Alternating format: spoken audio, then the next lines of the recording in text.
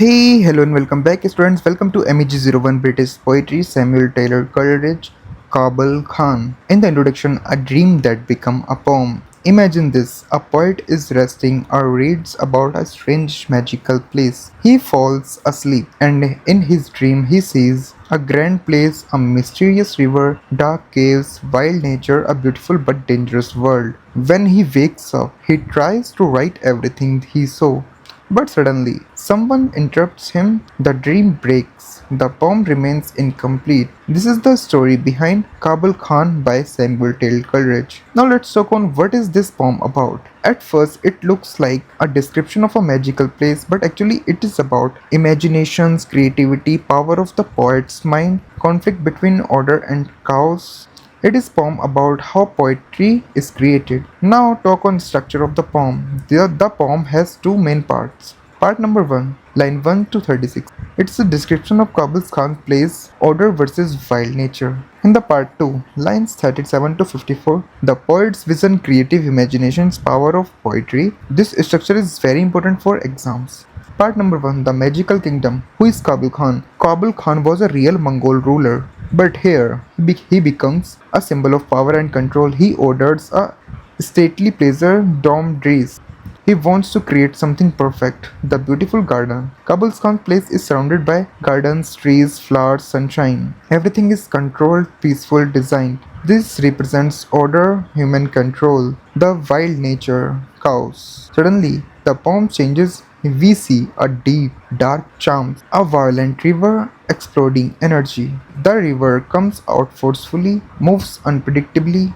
This represents Chao's natural power. The river alive. The river flows through the land into dark caves, into a sunless sea. Symbolism, life journey, movement from known to unknown.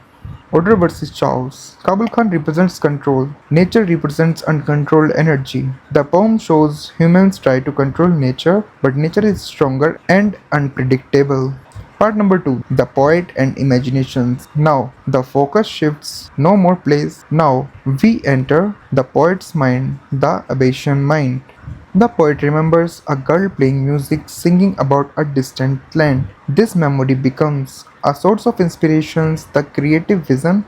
The poet says if he could recreate the music in his mind, he could build the place again, creates beauty through poetry. This shows imaginations create reality. Now let's talk on the power of the poet. The poet imagines himself as a powerful creator, almost like a magician. People would fear him, respect him because he has creative power. What is Coleridge saying? Coleridge shows poetry is not just writing words, it is creative act of imagination. The poet sees visions, transforms them into art. Central themes. Number 1, imagination versus reality. Dreams creates beauty, reality interrupts it. Order versus chaos. Place is equal to control, nature is equal to wild energy. Number 3, power of creativity. Poet is equal to creator, imagination is equal to divine force. Incompleteness. Poem is unfinished, reflects broken dream. Here are some romantic features. Imagination's mystery, nature, emotion, supernatural elements. And here are some critical interpretations. Interpretation number 1, poem about creative process. Interpretations number 2, conflict between control and nature. Interpretations number 3, dreams versus reality. In exams, you can mention multiple views.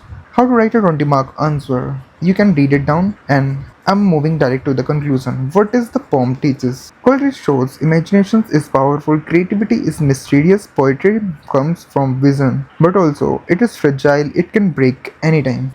So that's it from this video. MEG-01 British Poetry Samuel Taylor Coleridge Kubla Khan. Take care, bye bye, Jai Hind.